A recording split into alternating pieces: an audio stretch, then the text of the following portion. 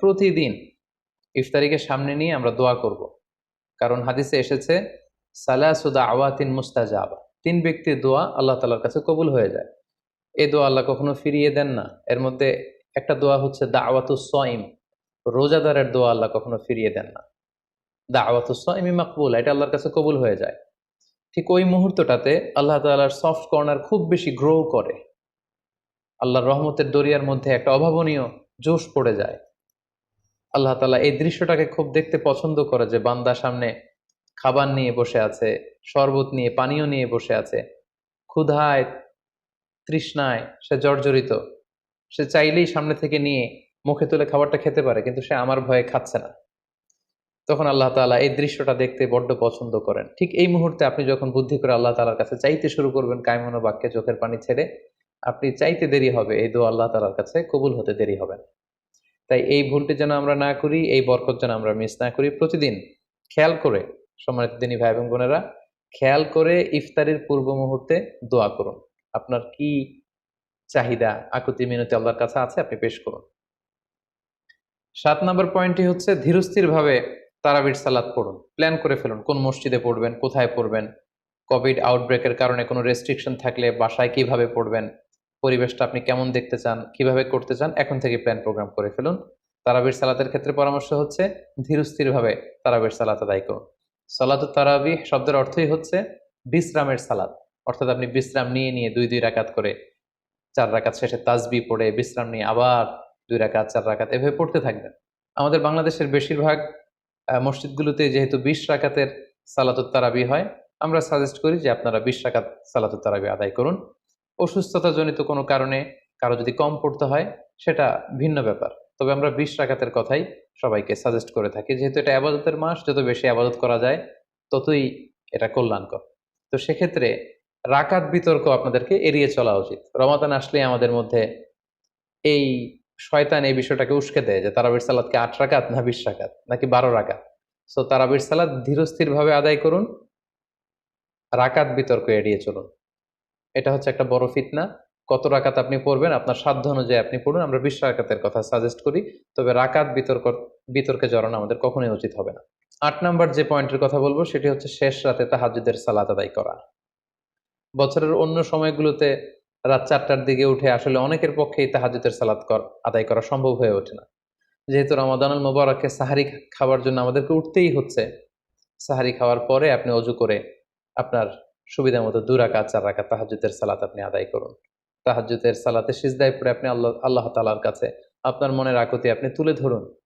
এই মুহূর্তটাতে, তাহাজ্জুদের এই সময়টাতে আল্লাহ তাআলা প্রথম আকাশে মনোনিবেশ করে তিনি ডাকতে থাকেন, কার কি লাগবে, কার খাবারের দরকার আমার কাছে চাও, আমি খাবারের ব্যবস্থা করে দেব, কার রিজিকের দরকার রিজিকের ব্যবস্থা করে দেব, কার সফলতা দরকার, আমি আল্লাহ তাআলা সফলতা দেওয়ার মালিক, আমি সফলতার ব্যবস্থা করে দেব।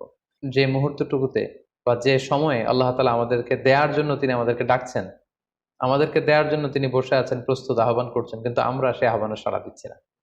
তাই রমাদানুল মুবারকে তাহাজ্জুদের সালাতের অভ্যাস করার একটা সুবর্ণ সুযোগ কিন্তু আমাদের আসছে। যেহেতু সাহারি খেতে আমরা উঠবই, উঠে আমরা তাহাজ্জুদের সালাত আদায় করে নেব। 9 নম্বর যে পয়েন্টটি উল্লেখ করতে চাই সেটি হচ্ছে সোশ্যাল মিডিয়ার নিয়ন্ত্রিত ব্যবহার বা পরিমিত ব্যবহার। যত কম ব্যবহার করা যায় ফেসবুক, ইউটিউব, অনলাইনে যত আপনি কম সময় দিতে পারবেন, আপনার প্রোডাক্টিভিটি তত বাড়তে থাকবে। জরুরি প্রয়োজনে যে সমস্ত কাজ একেবারে করাই লাগে, যেগুলোকে অ্যাভয়েড করা মোটেও সম্ভব না, সেগুলো আপনি করতে পারেন। তবে আমাদের সাজেশন হচ্ছে ফেসবুকিং, টুইটারিং এবং ইউটিউবিং, এই সমস্ত কাজে, সোশ্যাল মিডিয়ার কাজে যত কম আপনি এই রমাদানুল মুবারকে সময় ব্যয় করতে পারবেন, সময়টা ঠিক ততই আপনার প্রোডাক্টিভ ওয়েতে কাজে লাগবে ইনশাআল্লাহ। 10 নম্বর পয়েন্ট এবং সর্বশেষ পয়েন্ট হচ্ছে রমাদানুল মুবারকের মূল আকর্ষণ হচ্ছে রমাদানুল মুবারকের শেষ দশকে, অর্থাৎ রমাদানের কদরের রাতগুলো হচ্ছে লাস্ট 10 days অফ রমাদানে। আল্লাহ রাসূল সাল্লাল্লাহু আলাইহি ওয়াসাল্লাম ইরশাদ করেছেন, ফালতামিসু ফিল আশরিল আওয়াখিরি মিনাল বিতর, রমাদানের শেষ দশকের বেজর রাত্রিগুলোতে তোমরা কদরের রাত তালাশ করো। তাই আপনারা যখন প্ল্যান করতে বসবেন, এখনই ক্যালেন্ডার সামনে নিয়ে রমজানের শেষ দশক কত তারিখ থেকে কত তারিখ পরে প্ল্যান করে নিন, এবং অড নাইটগুলো, বেজর রাত্রিগুলো কোন কোন রাত্রিগুলো হতে পারে এখনই প্ল্যান করে নিন। যত ধরনের ব্যস্ততা, যত ধরনের ঝামেলা, যত ধরনের দায়িত্ব, এই কাজগুলোকে আপনি আগে পরে সেরে নেবেন, কিন্তু এই 10 দিনের স্পেশাল টাইমটাকে আমাদের আবাদতের জন্য রাখা উচিত। আল্লাহ রাসূল সাল্লাল্লাহু আলাইহি ওয়াসাল্লাম রমজানের শেষ দশকে যখন তিনি পৌঁছতেন, তিনি তখন এমন ভাবে আবাদত করতেন, তিনি কাউকে চিনতেন না, কারোর সাথে বেশি কথা বলতে চাইতেন না। তিনি রাতে সারা রাত জেগে থাকতেন, ফ্যামিলি মেম্বারদেরকে উঠিয়ে দিতেন, জাদ্দা ওয়া সাদ্দাল মিজহার, কোমরে গামছা বেঁধে তিনি আবাদতে লেগে পড়তেন। এই শেষ দশকে তিনি এত আবাদত করতেন, বছরের কোনো সময়ে আল্লাহ রাসূল সাল্লাল্লাহু আলাইহি ওয়াসাল্লামকে এত বেশি আবাদত করতে কিন্তু দেখা যেত না। তাই এই শেষ দশকের বেজর রাত্রিগুলো যেন আমরা মিস না করি, এবং শুধু 27 রমজানে আমরা কদর হিসেবে পালন করব, ব্যাপারটা যেন এমন না হয়ে যায়। কারণ যদি কোনো কারণে কদর মিস হয়ে যায়, এটা হচ্ছে খায়রুম মিন আলফি শাহর, 1000 মাসের চেয়েও সেরা। ওই এক রাতের আবাদত হচ্ছে 1000 মাসের আবাদতের সমান। এবং আল্লাহর হাবিব সাল্লাল্লাহু আলাইহি ওয়াসাল্লাম বলেছেন, মান হুরিমা খায়রাহা ফাকাদ হুরিম, যে কদরের রাতের বরকত থেকে বঞ্চিত হলো, হি ইজ দ্য লুজার। এই বরকতের মাসে নিশ্চয়ই আমরা কেউই লুজার হতে চাই না, আমরা সবাই গেইনার হতে চাই।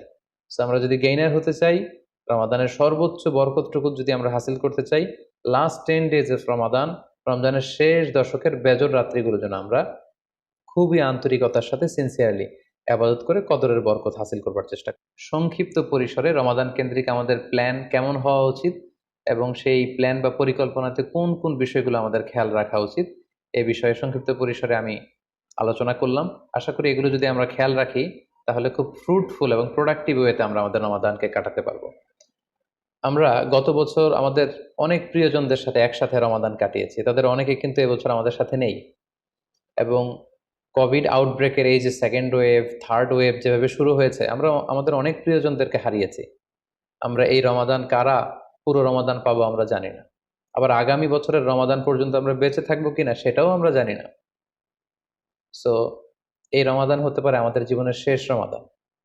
আমাদের we should consider this Ramadan the last and final chance in our life. আমাদের এভাবে চিন্তা করা উচিত যে হতে পারে এটা আমার জীবনের শেষ রমাদান, তাই আমার গুনাহ মাফের একটা সুবর্ণ সুযোগ হচ্ছে এ রমাদান মাস। তাই এই মাসের সর্বোচ্চ বরকতটুকু হাসিল করার জন্য আমরা যেন বুদ্ধিমানের পরিচয় দেই, আমরা যেন বেশি বেশি ইবাদত করে আল্লাহ তাআলার প্রিয় ভাজনদের অন্তর্ভুক্ত হতে পারি। সম্মানিত সুধী, কোভিড আউটব্রেক গোটা বিশ্বব্যাপী ছড়িয়ে পড়েছে। বিশেষ করে বাংলাদেশে সেকেন্ড ওয়েভের কবলে পড়ে আমরা আমাদের অনেক প্রিয়জনদেরকে হারিয়েছি। সো আসুন আমরা সাবধানে জীবনযাপন করি। Be safe. যেখানেই থাকুন আপনারা সাবধানে থাকুন, সেফ থাকুন, এবং অবশ্যই ঘরের বাইরে যখন বেরোবেন মাস্ক পরে বেরোবেন। হ্যাভ এ গ্রেট রমাদান। আসসালামু আলাইকুম ওয়া রাহমাতুল্লাহ।